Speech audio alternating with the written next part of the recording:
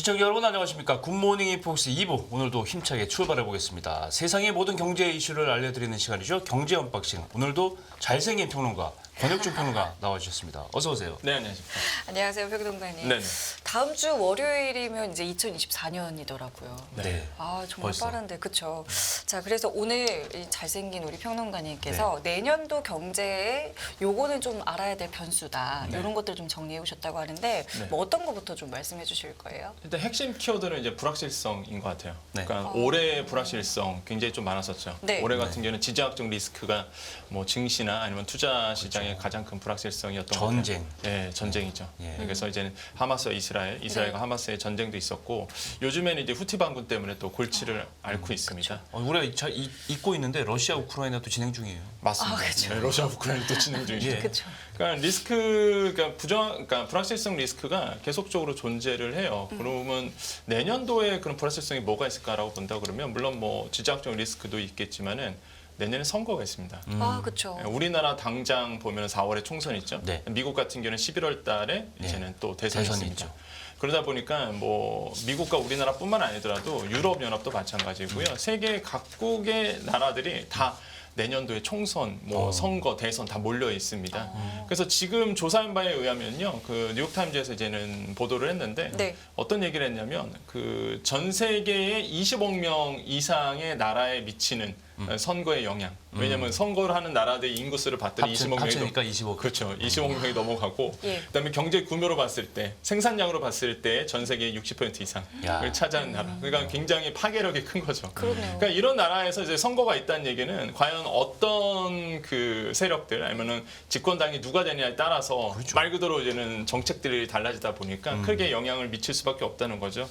그래서 지금 당면한 문제가 굉장히 많아요. 코로나19로 인해서 각국 여러 나라들이 돈 풀었던 거 다시 한번 이제는 금리 높이면서 계속적으로 고금 상태를 유지를 했잖아요. 네. 그러다 보니까 보조금 문제도 생길 수밖에 없고 그다음에 세금 감면이라든지 특히 인공지능에 대해서 AI에 대한 규제가 지금 각국의 핵심 사항입니다. 어떻게 규제해야 될지 예. 이런 것도 지금 당면에 있는 문제고 그래서 아마 선거에서 이기는 권력을 잡은 측에서는 아마 이런 당면한 문제들을 해결하려고 이제 노력을 할 것이고요.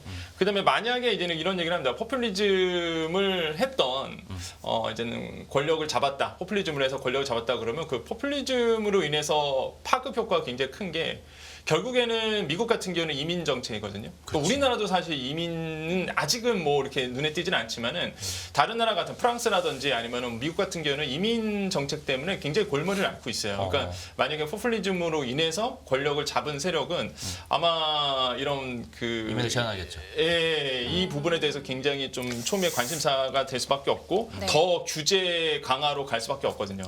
그래서 이런 부분에 대해서 이제는 선거가 내년에 가장 큰 뭐 투자 시장에 미치는 불확실성이 크지 않을까 생각해 봅니다. 그 중에서도 저는 제가 보기에는 네. 미국 대선이 네. 가장 큰 불확실성의 맞습니다. 변수라고 생각하는데 물론 미국이 세계 최대 경제 대국이지만 특히 이 후보가 네. 공약이 굉장히 세잖아요. 지금. 맞습니다. 예.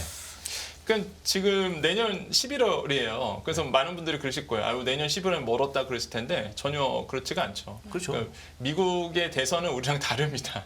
그러니까 내년 봤을 때 공화당 같은 경우는 1월 15일에 아이오와 코커스, 그러니까 당원대회를 열어요. 사실상 1월부터 이제는 시작하는 거죠. 시작이고요. 민주당도 2월 3일부터 엽니다. 그러다 보니까 사실상 미국은 내년 1월부터는 뭐 선거 분위기인 거예요. 그러면 이거 가지고 이제 1년 동안 계속 끌 것으로 보고 있습니다. 그렇죠. 근데 아까 말씀하신 것처럼 미국은 아시겠지만 전 트럼프 대통령이죠. 예, 전 대통령과 현재 이제 바이든 대통령이 그러니까 지금 엎치락뒤치락 하고 있거든요. 그러니까 예상대로 물론 지금 두 분 다 고령이다 보니까 뭐 변수는 있겠죠. 건강에 대한 변수는 있겠지만은 만약에 예상대로 두 사람이 다시 한번 후보가 된다 그러면은 재격돌하는 거잖아요. 그쵸.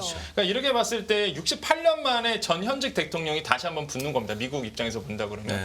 그러면은 지금의 이제는 공약 사항을 좀 보셔야 되는데 이미 앵커님께서 잘 말씀하셨어요. 트럼프 대통령은 너무 셉니다. 사실 아시겠지만은 뭐 47개 그 나온 거 있잖아요. 네, 거기 맞아요. 보면은 공약들이 다 정말 무시무시한 공약들이 네. 엄청 많아요. 그러니까 대표적인 게 이런 거예요. 보호무역주의 같은 경우는 원래부터 해왔었지만 더 강력하게 관세 10%더 네. 추가해갖고 틀어막겠다라는 얘기도 하고 있고 그 다음에 이제는 우크라이나에 대한 지원 중단 이것도 굉장히 좀 파괴력이 있죠. 그 다음에 유럽과의 어떤 뭐 관계 정상화 부분 다시 한번 이제는 뭐 동방 관계를 다시 한번 모색해 보겠다 이런 부분도 있고 네. 중국에 대한 규제는 계속적으로 심해질 것을 보고 있기 때문에 그렇죠. 뭐 여러 가지 측면에서 본다면 트럼프 대통령의 압박이 굉장히 심해질 거라고 저는 생각을 해보겠고 네. 트럼프 대통령이 지금 캐치프라이즈로 잡은 게 이제는 마가입니다. 마가. 그러니까 Make American Great Again. 그래서 말 그대로 그 미국을 다시 한번 위대하게 만들자 이거 아닙니까? 그러니까 사실 제가 미국 국민이라면 귀가 솔깃한 그렇죠. 거죠. 예, 다시 한번 약간 우리나라를 애국주의 비슷하게 느껴지기도 하고 맞아요. 뭔가 국민들의 우리 자존심을 높여주겠다 뭐 이런 맞아요. 사실은 안 그런데 이제 들여다보면 이게 그러니까 이게 많은 국민들이 또 선호하다 보니까 네. 지금 트럼프 대통령의 인기가 계속 높아지고 있고 네. 지금 바이든 대통령은 최저 인기라서 지금 뭐 어쩔 수 있잖아 하고 있죠. 그러다 보니까 지금 어떻게 될지 모르는 상황으로 가고 있다. 그래서 이런 점들이 좀 눈에 띄고 특히 저는 이민 아까 말씀드렸잖아요. 그 트럼프 대통령이 저도 깜짝 놀랐는데 이런 얘기를 했습니다. 트럼프 전 대통령이 이민자가 미국의 피를 오염시키고 있다. 저는 이 그 발언을 보면서 와 이게 정말로 이민 정책에 대해서 미국이 다시 한번 변화할 수 있겠다라는 생각을 많이 해봐요. 그래서 네. 이런 점들이 우리나라에 영향을 준다. 왜 그러냐면 우리도 지금 저출산 시대입니다. 그래서 우리나라가 지금 추구하고 있는 게 이 저출산 문제를 해결하려고 하는 게 이민이에요. 네. 그러니까 축을 하나를 이민으로 꼽았거든요.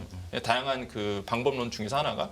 근데 이 그 이민에 대한 부분들이 지금 국민적 공감대를 얻어야지만 사실 성공할 수 있는 그렇죠. 부분이에요. 예. 이민 정책이. 그래서 지금 아직 국민의 공감대를 얻지 못하는 부분이다 보니까 이 문제가 과연 또 우리나라에 어떻게 영향을 미칠지도 지금 보셔야 된다고 말씀드립니다. 네. 미국도 있고 우리나라도 있고 뭐 대만 총통 선거도 대만 있고 있죠. 또 뭐 그밖에 다른 나라들도 그럼 선거가 좀 있는 걸까요? 있죠. 지금 대만 같은 경우에는 내년 당장 1월이거든요. 근데 대만 선거가 왜 우리에게 영향을 미치냐면 TSMC도 그렇습니다. 그렇죠. 결국에는 근데 누가 집권당이 되느냐예요. 그럼 중국의 친중국파냐 아니면은 지금처럼 말 그대로 집권 여당이 되느냐. 지금 하고 있는 게 이제는 민진당 아닙니까? 그렇죠. 그러니까 민주당이 계속적으로 정권을 가져간다 그러면 중국과의 배척 상태로 돼요. 그러면 미국이 추구하고 있는 반도체 칩스법에 더 힘을 실을 수밖에 없습니다.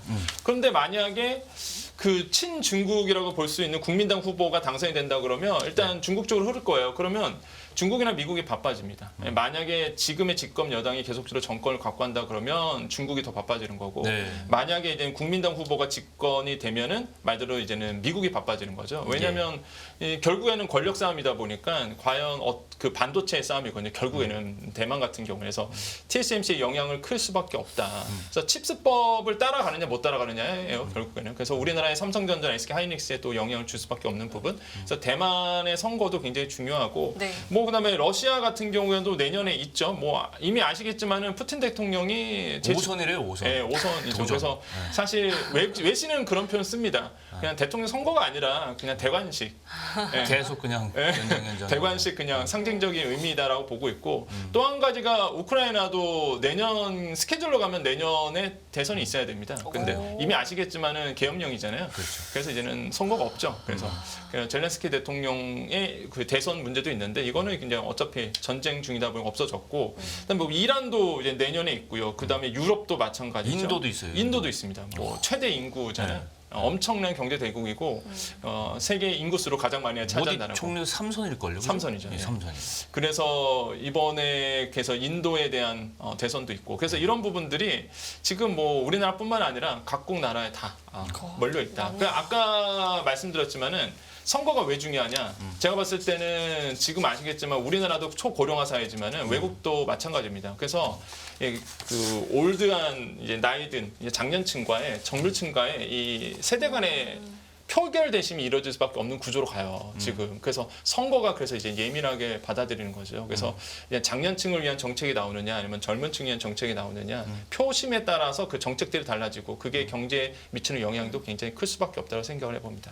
내년 한국 경제 행방도 중요한데 네. 사실 우리나라도 내년 이제 4월에 총선이 있잖아요. 맞습니다. 네, 총선보다 사실은 경제 방향이 더 궁금해요. 이제 특히 반도체 중심으로 해서 네. 어떤 시나리오들이 펼쳐지죠? 지금 반도체 분위기 나쁘지 않죠. 예, 좋습니다. 지금 4분기 들어와서 다시 한번 이제 수출도 많이 늘어났고 네. 실제 이제 보니까 11월 달 기준으로 봤을 때 이제는 반도체 수출이 95억 달러, 95억 2천만 달러가 됐는데, 그러니까 지금 다시 한번 전년 동월 대비해서 12.9% 늘어났거든요. 네. 그러니까 반도체가 지금 수출이 괜찮아요. 그래서 16개월 만에 이제 플러스로 돌아섰습니다.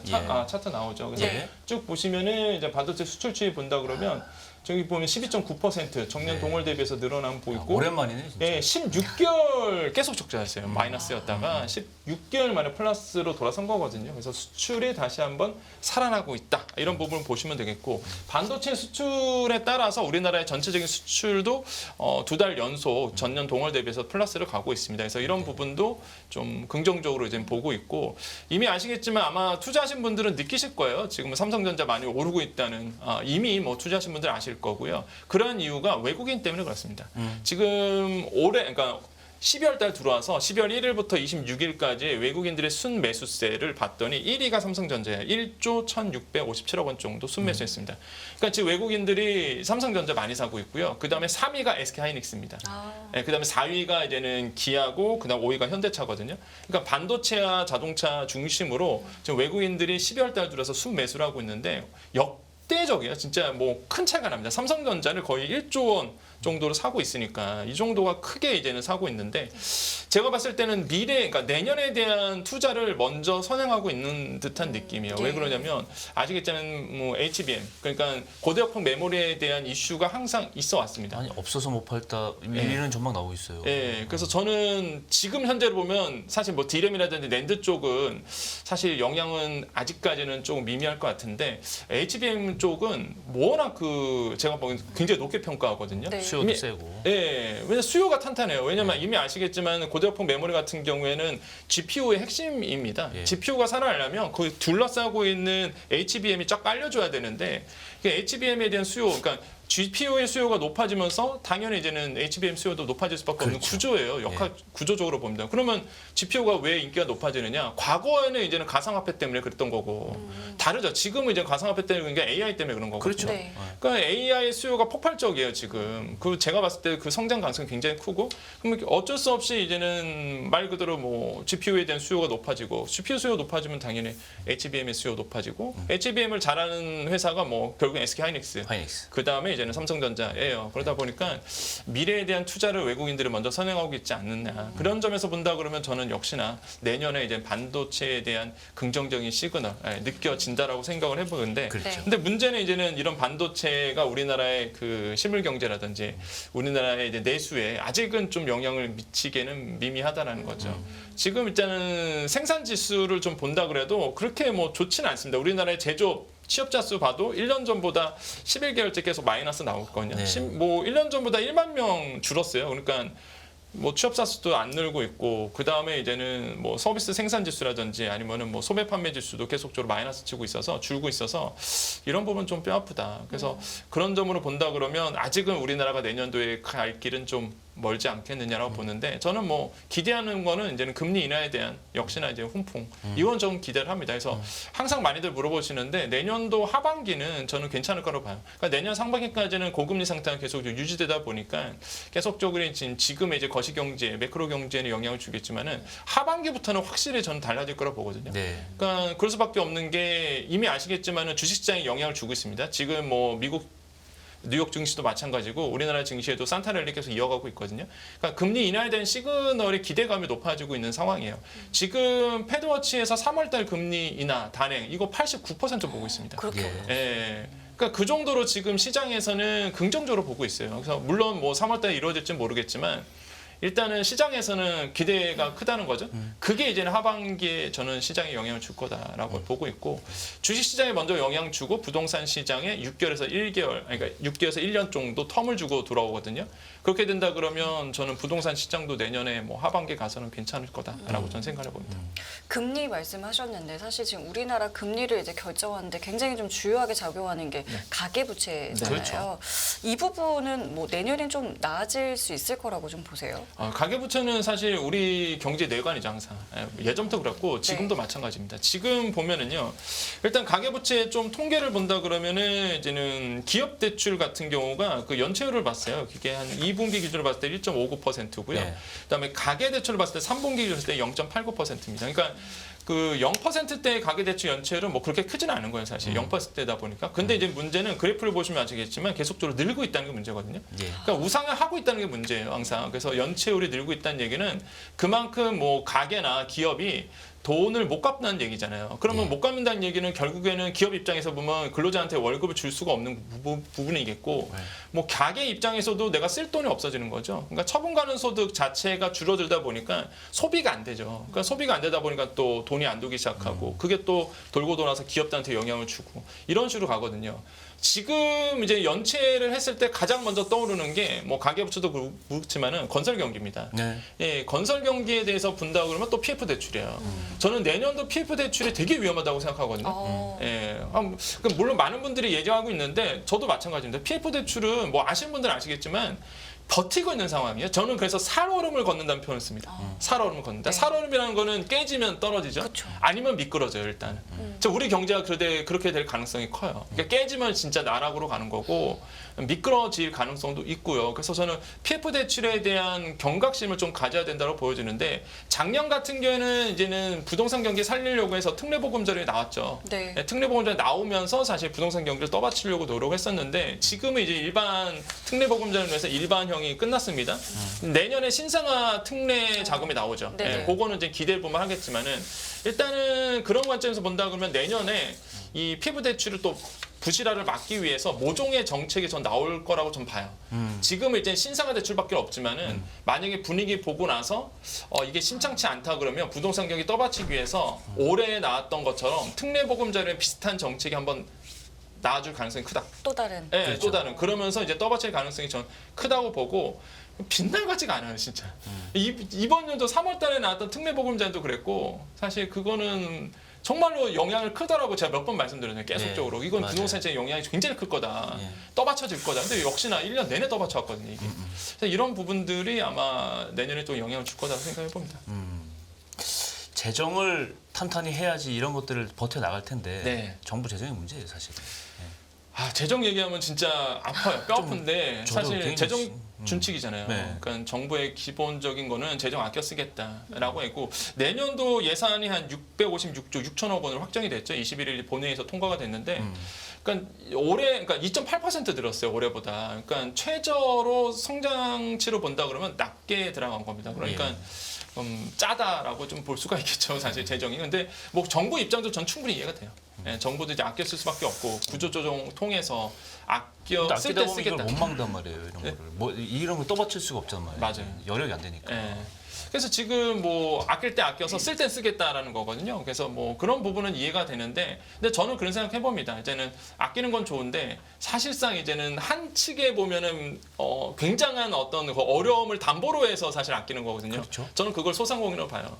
예, 소상공인에 대한 부분에 대해서 아끼고 아껴서 결국에는 아껴가는 건데, 어려운 섹터들이 있습니다. 예, 이런 분들에 대한 이제 재정 지출을 좀 늘려줄 필요는 있다는 전 생각을 해보겠고, 일단 내년도 마찬가지입니다. 내년도 지금 재정 준칙에 의해서 네. 짠 재정, 말 그대로 이제 소비 정부 지출을 늘리지 않는 상황으로 갈 수 있기 때문에 결국에는 재정을 기대하는 게 좀 힘들다. 그러니까 재정을 기대해서 뭐 우리가 그 코로나 19처럼 재정 지출 늘려서 경기를 살리는 거는 내년에도 좀 힘들다라고 저는 보고 그래요. 있고, 결국에는 이제는 민간에서 살려야 될 수밖에 없는 구조로 갈 수밖에 없다. 그래서 이런 부분들을 이제는 같이 보셔야 된다고 생각을 해봅니다. 끝으로 이 부분도 좀 짧게 여쭤볼게요. 이게 경제를 전망할 때 이제 출산율 얘기를 안 할 수가 아유, 없어요. 우리나라의 가장 큰 문제죠. 그렇죠. 이게 미래와 이제 바로 직결되는 거니까 요 어떻게 좀 반등할 수 있는 뭐 돌파구 같은 것들 좀 나올 수 있을까요?